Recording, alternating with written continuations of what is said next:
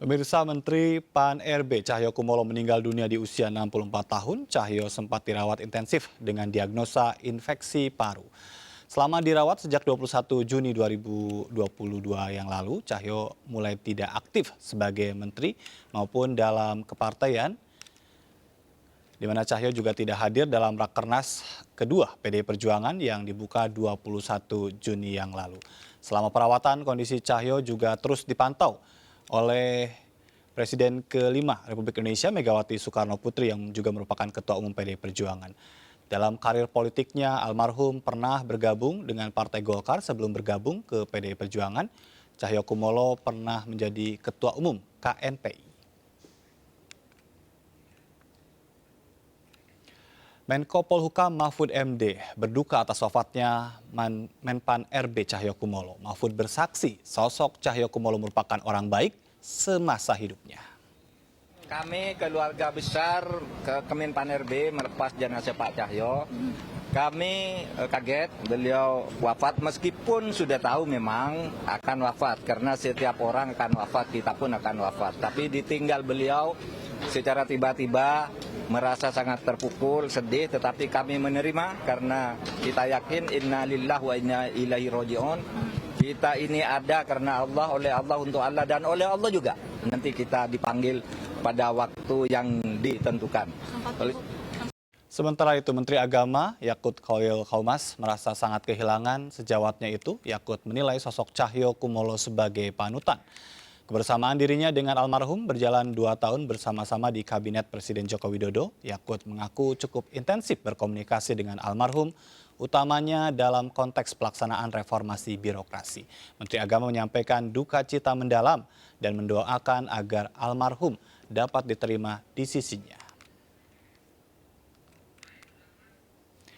Kita masih akan berbincang mengenang sosok Cahyokumolo. Dan selain Mas Eriko, sudah juga bergabung bersama kami melalui sambungan Zoom, Rahmat Sahid. Beliau adalah penulis buku Cahyokumolo. Selamat malam, Mas Rahmat. Selamat malam, Kang Ajat. Selamat malam, Bang Eriko. Baik, malam. Mas Rahmat, ini tentu menjadi duka bagi kita semuanya sebagai orang yang dekat dengan almarhum. Bapak telah berpulang hari ini. Apa kenangan yang paling membekas dari seorang Rahmat Sahid?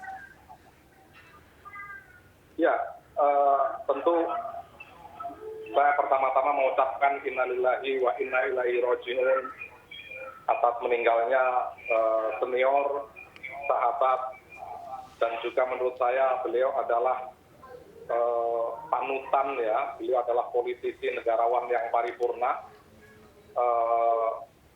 paripurna dalam bersahabat, paripurna dalam memegang jabatan, dan juga merupakan panutan bagi siapapun, tidak hanya yang selevel tapi juga rakyat biasa, bahkan kami-kami khususnya saya yang hanya sebagai wartawan, beliau tetap memandang bahwa persekawanan, persahabatan adalah tidak berjarak. Tadi sudah disampaikan oleh Bang Eriko juga bagaimana beliau memang adalah satu di antara sedikit politikus negarawan paripurna yang sangat dekat dengan wartawan, sangat dekat dengan rakyat biasa, dan juga mudah dalam berkomunikasi, termasuk katakanlah dengan wartawan. Beliau itu juga tidak pernah menyambungkan komunikasi melalui staf katakanlah, tapi memang langsung, entah itu sebagai DPR, ketua fraksi, bahkan sekarang ini sebagai menteri, itu memang tidak berjarak, sehingga sangat wajar ketika beliau berpulang, maka kita juga tidak akan kesulitan untuk mencari pencerita yang menjadi saksi bahwa beliau memang adalah orang yang sangat baik, bukan hanya baik tetapi memang sangat baik. Saya juga punya kenangan cukup baik juga dengan Pak Cahyo, dan Pak Eriko juga menjadi saksi bagaimana ketika, kalau kita kan juga mengenal ada istilah dulu TK kecil dan TK besar. Apa itu? TK besar sudah terlebih dahulu berpulang, yaitu Pak Taufik Kemas almarhum. Dan kebaikannya ya memang sama-sama beliau-beliau ini adalah panutan yang sangat baik. Ketika Pak Taufik Kemas, Pak TK besar datang ke warung saya di Bekasi Bantar Gebang, Pak Cahyo dan Pak Eriko yang kebetulan sedang mendampingi Ibu Ketua Umum di Medan untuk kampanye tanpa memandang siapa saya. Pak Cahyo melaporkan kepada Ibu bahwa izin Bu melaporkan Pak Taufik sedang makan siang di warungnya Mas Rahmat Sahid. Nah, saya tahu itu karena Bang Eriko yang memberitahukan saya terima kasih atas kebaikan dari Pak Taufik Kemas dan juga Pak Cahyo Kumolo. Baik. Itu sangat mengesankan bagi saya karena Bang Eriko secara langsung memberitahukan saya bahwa Pak Cahyo melaporkan kepada Ibu Ketua Umum bahwa Pak Taufik Ketua MPR sedang makan siang di tempat saya. Itu Bang Eriko yang memberitahukan kepada saya dan betapa saya terharu atas kebaikan-kebaikan itu. Baik, ini menarik ya. Sejak jadi menteri juga beliau masih mudah untuk diajak komunikasi, tidak memandang siapapun tanpa jarak. Jadi demikian tidak berubah begitu ya? Karena ada juga kan pengalaman kita begitu kan, sosok itu kadang berubah kalau sudah naik jabatannya begitu ya Mas Rahmat. Tapi seorang Cahyokumolo, Anda melihatnya tidak sama sekali itu terjadi ya?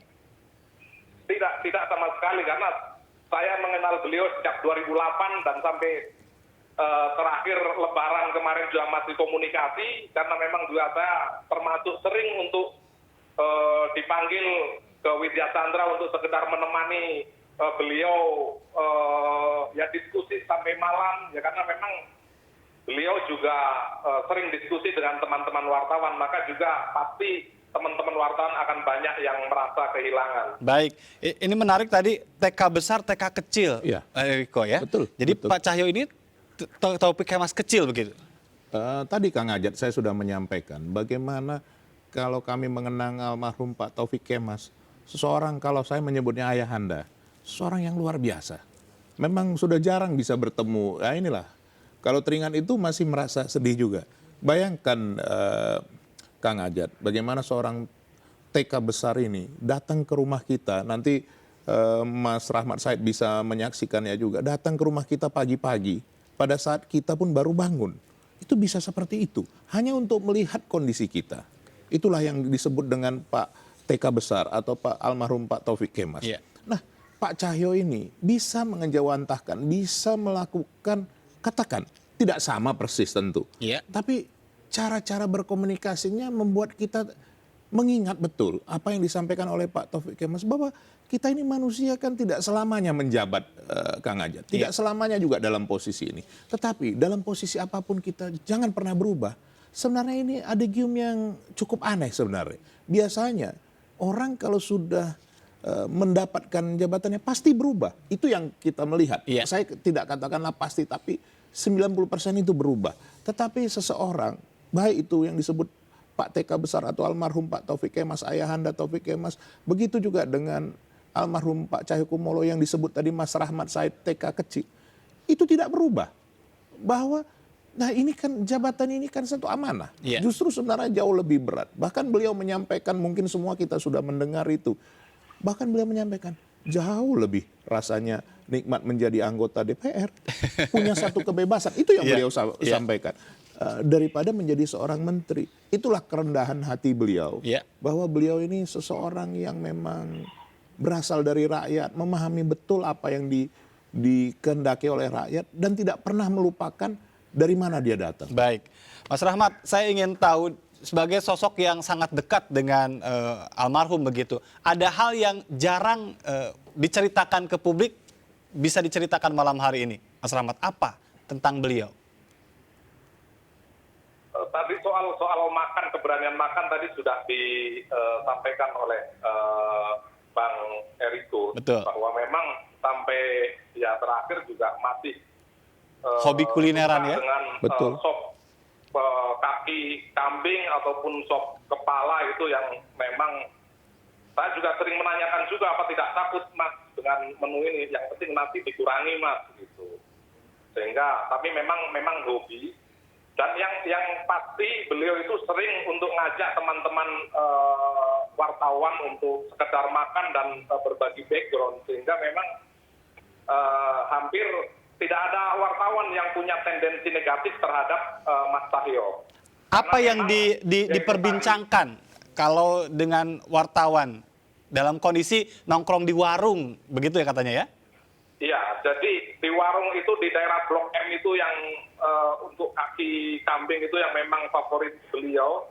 Tapi memang ya itu dimanapun dengan wartawan tetap biasanya itu memang tidak memilih tempat. Apa yang menurut beliau enak pasti mengajak teman-teman, entah itu dari wartawan ataupun bahkan wartawan yang sudah tidak menjadi wartawan pun juga masih sering untuk diajak komunikasi, diajak makan ketika menemukan menu kuliner Nusantara. Dan berbicara mengenai hubungan dengan wartawan mungkin juga khususnya MNC ini kan mungkin beliau adalah salah satu menteri yang paling sering berkunjung ke acara MNC ataupun ke MNC sendiri. Iya. Saya sendiri pernah membawa dalam artian ditugasi untuk menghadirkan Pak Cahyo 4 kali di acara Koran Sindo dan juga pernah di MNC, dan saya meyakini beliau salah satu menteri yang memang sangat menghargai ketika ada undangan dari media. Baik. Mas Said, ini kalau berbicara tentang buku ya, tentu di situ ada banyak pemikiran-pemikiran seorang Cahyokumolo. Hal apa yang menurut Anda ini sangat Cahyokumolo dan bisa diwariskan tentu saja? Iya, beliau terlahir tumbuh atau tumbuh juga bahasanya ini. Beliau adalah politisi paripurna, tetapi ketika bekerja itu tetap dari sisi profesionalitas. Makanya kita juga hampir tidak pernah mendengar isu negatif mengenai Mas Cahyo, karena memang profesionalitas itu menjadi profesionalitas dan integritas itu menjadi sangat dikedepankan. Makanya ketika menjadi Menpan RB juga beliau lebih senang ketika saya diminta untuk bantu menulis buku adalah integritas, profesionalitas dan netralitas ASN. Karena memang beliau sangat ingin bagaimana reformasi birokrasi ASN yang menjadi ujung tombak dari reformasi birokrasi ini benar-benar bisa dirasakan pelayanannya oleh masyarakat. Termasuk di zaman beliau ini banyak mal-mal pelayanan publik. Itu adalah bagian dari upaya yang telah diterapkan beliau untuk menerapkan bagaimana ASN agar mengedepankan integritas dan profesionalitas. Makanya juga kita juga mendengar bahwa ada yang mendapatkan sanksi pemecatan karena beliau mendengar ada yang main-main dalam hal penerimaan ASN. Itu beliau tidak kompromi terhadap hal-hal yang seperti itu. Baik, masih ada satu segmen lagi, kita akan lanjutkan. Ditahan dulu, Mas Rahmat, Bang Eriko. Iya. Dan pemirsa tetap bersama kami, tetap di MNC News Prime.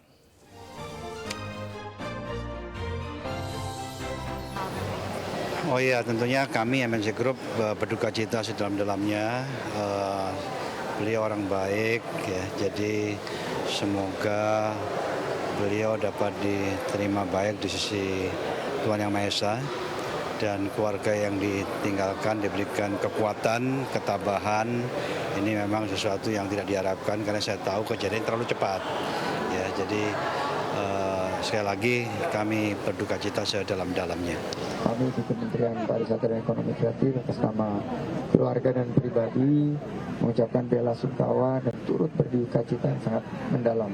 Innalillahi wa inna ilaihi rajiun. Allahumma firlahu warhamhu wa'afi wa'fu anhu. Pak Cahyo ini orang yang baik, saya bersaksi.